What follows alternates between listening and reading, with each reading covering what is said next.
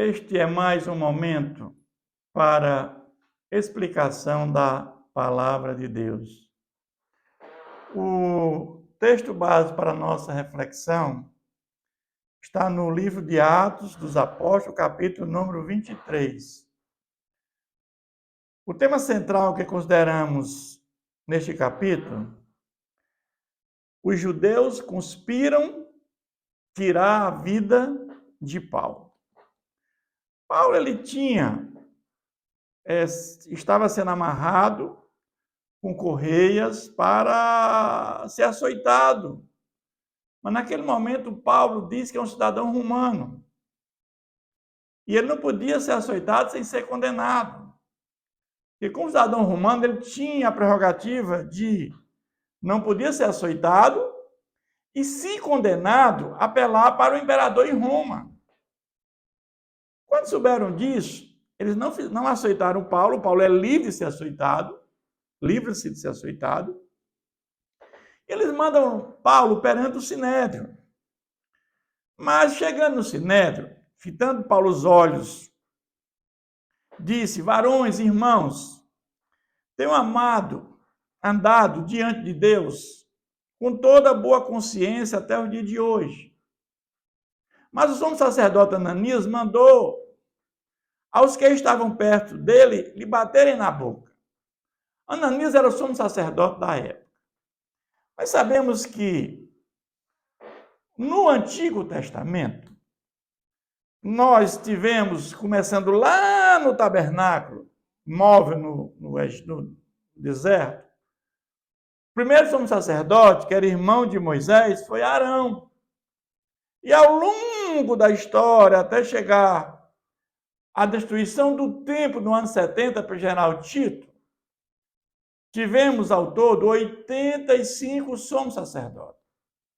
Somente este homem podia entrar no lugar chamado Santo dos Santos para levar o sangue na tampa da arca, que era o propiciatório, para perdão dos seus pecados e dos demais. Mas esse homem era muito poderoso. E então lhe disse Paulo: Deus há de ferir-te, parede branqueada, tu estás aí sentado para julgar-me, segundo a lei, e contra a lei manda-me agredir. E Paulo sabia que a lei, aquele legalismo, não levava a nada. Porque Paulo já passou por tudo aquilo que ele estava agora fazendo. Paulo agora conhece a verdade. Conheceis a verdade vos libertará. A lei não leva ninguém à salvação. A lei serviu de aio para chegar até Cristo. Paulo sabia já de tudo isso. E Paulo agora está levantando essas questões. Os que estavam ao seu lado disseram: estás injuriando o sumo sacerdote de Deus? Porque era uma pessoa, era aquele que entrava no Santo dos Santos, somente ele podia entrar, era a maior autoridade do Sinédrio, era o sumo sacerdote. Respondeu Paulo: não sabia, irmãos, que ele é sumo sacerdote, porque está escrito: não falarás mal de uma autoridade do teu povo. Paulo, sabendo que uma parte do Sinédrio se compunha de saduceus e outra de fariseus, exclamou: varões, irmãos, sou fariseu, filho de fariseus. No tocante à esperança da ressurreição dos mortos, sou julgado. Interessante que o sumo sacerdote, ele era sempre um saduceu, porque era um cargo político. Os sacerdotes eram aqueles homens mais que tinham recursos, eram pessoas que tinham dinheiro. E os fariseus eram aqueles que eram mais pela legalidade da lei. Os fariseus criam em anjo, criam em espírito, criam na ressurreição dos mortos. Mas os saduceus não criam nada disso. E Paulo, de forma bastante sábia, ele diz, que no tocante à esperança e à ressurreição dos mortos, sou julgado. Ou seja, ele está dizendo que haverá um juízo, e neste juízo ele será julgado. Jesus vai voltar uma segunda vez.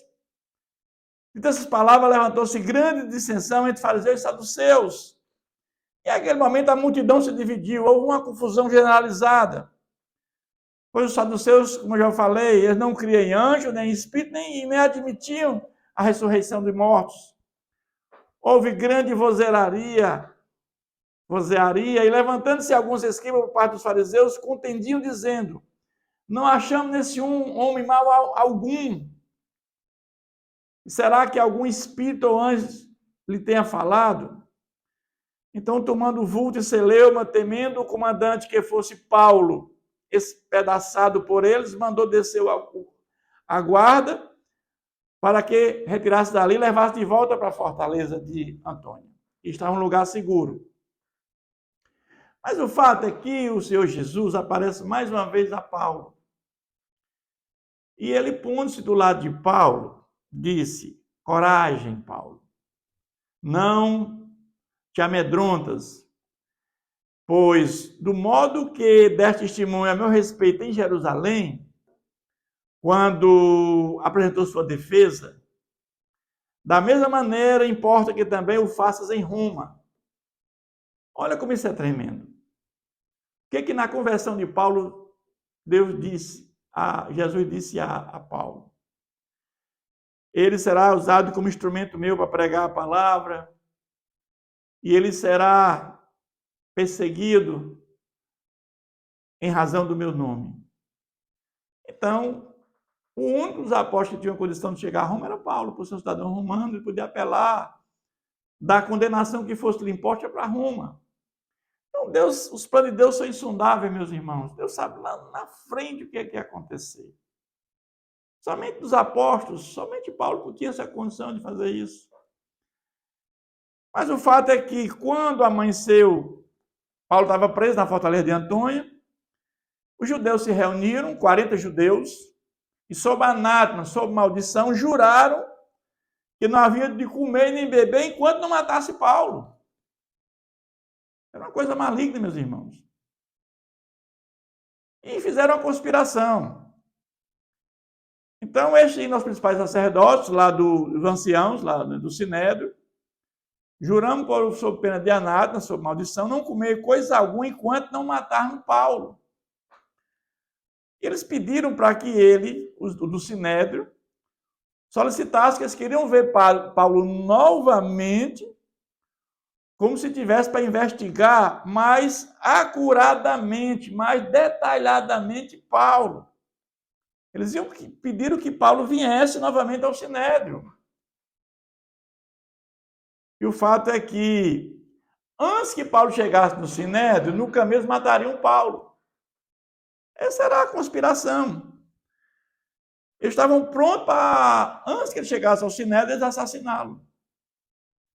Mas Deus, sabendo que Paulo tinha que ir para Roma, e o sobrinho de Paulo, ele ouviu essa trama, e entrou na fortaleza e avisou ao próprio Paulo, ou seja, ao seu tio. Ele era filho de uma irmã de Paulo. E o fato é que Paulo chamou um dos centuriões, já falei, é chefe de 100, de 100 soldados, e disse: leva esse rapaz até o comandante, porque tem algo a comunicar-lhes. E tomando o menino, levou ao comandante dizendo: olha, o preso Paulo pediu que trouxesse na presença do comandante, pois ele tem algo a te dizer. E o comandante perguntou: é o que tens a comunicar-me? E ele disse: olha, eu ouvi pela manhã essa conspiração contra meu tio, que eles vão matá-lo quando o comandante liberar para ele ir até o Sinédrio. No caminho eles vão matá-lo.